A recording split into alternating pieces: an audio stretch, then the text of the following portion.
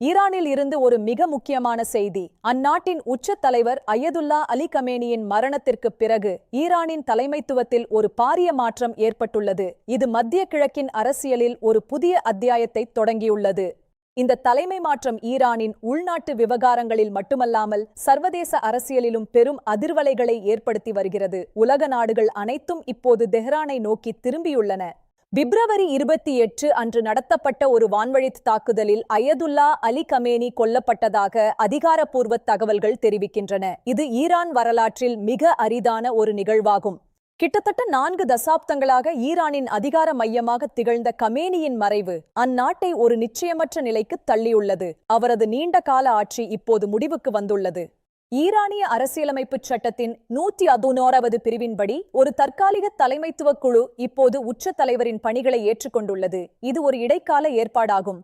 இந்த குழுவில் ஈரானின் அதிபர் மசூத் பெசெஷ்கியான், தலைமை நீதிபதி எஜெயி மற்றும் மூத்த மதகுரு அயதுல்லா அலிரேசா அராபி ஆகியோர் முக்கிய உறுப்பினர்களாக நியமிக்கப்பட்டுள்ளனர்.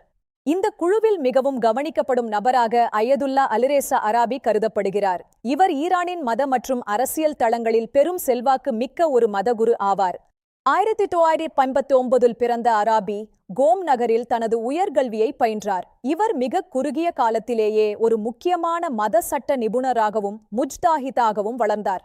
அல்-முஸ்தபா சர்வதேச பல்கலைக்கழகத்தின் தலைவராக பணியாற்றிய இவர் ஈரானின் ஷியா மத கொள்கைகளை உலகம் முழுவதும் கொண்டு செல்வதில் தீவிரமாக ஈடுபட்டார். தற்போது ஈரானின் அனைத்து மதப்பள்ளிகளின் தலைவராகவும் பாதுகாவலர் கவுன்சிலின் உறுப்பினராகவும் இவர் ஒரு அசைக்க முடியாத சக்தியாக விளங்கி வருகிறார். அமெரிக்காவிற்கு எதிரான தனது கடுமையான நிலைப்பாட்டிற்காக அறியப்படும் இவர் ஈரானின் புரட்சிகர கொள்கைகளை தொடர்ந்து வலியுறுத்தி வரும் ஒரு தீவிரவாதி ஆவார்.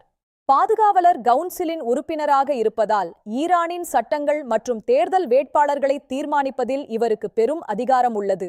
அடுத்த உச்ச தலைவரை தேர்ந்தெடுக்கும் இறுதி பொறுப்பு 88 உறுப்பினர்களை கொண்ட நிபுணர்கள் சபையின் வசம் ஒப்படைக்கப்பட்டுள்ளது. இது ஒரு ரகசிய வாக்கெடுப்பு மூலம் நடைபெறும்.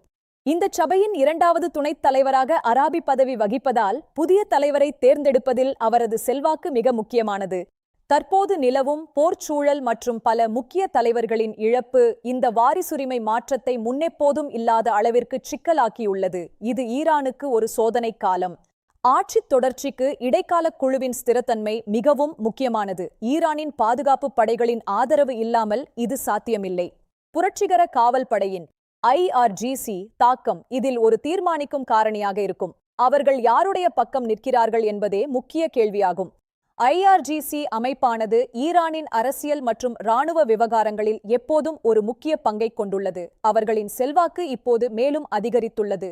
சர்வதேச பார்வையாளர்கள் தெஹ்ரானின் நிகழ்வுகளை உன்னிப்பாக கவனித்து வருகின்றனர். ஈரானின் அடுத்த உச்ச தலைவர் யார் என்பது உலக அரசியலமையை மாற்றக்கூடும்.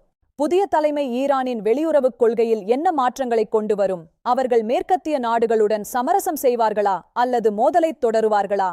1979க்கு பிறகு ஈரான் 2வது முறையாக தலைமை மாற்றத்தை எதிர்கொள்கிறது. முதல் மாற்றம் 1929இல் கமேனி உச்ச தலைவராக பொறுப்பேற்ற போது நிகழ்ந்தது. அப்போதைய காலகட்டத்தை விட தற்போது நிலவும் பிராந்திய பதற்றங்கள் மற்றும் போர்ச் சூழல் இந்த தலைமை மாற்றத்திற்கு பெரிய சவால்களை உருவாக்கியுள்ளன. ஈரானின் உச்ச தலைவர் அனைத்து அரசு விவகாரங்களிலும் இறுதி அதிகாரத்தை கொண்டுள்ளார். எனவே புதிய தலைவரின் தேர்வு ஈரானின் எதிர்காலத்தை தீர்மானிக்கும். ஈரானின் ஸ்திரத்தன்மை ஒட்டுமொத்த மத்திய கிழக்கின் அமைதிக்கு மிக அவசியமாகும். இந்த மாற்றத்தின் தாக்கங்கள் வரும் ஆண்டுகளில் உணரப்படும்.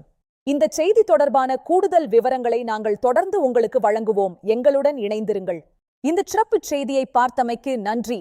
மேலும் செய்திகள் மற்றும் ஆய்வுகளுக்கு எங்களை பின்தொடருங்கள். நன்றி, வணக்கம்.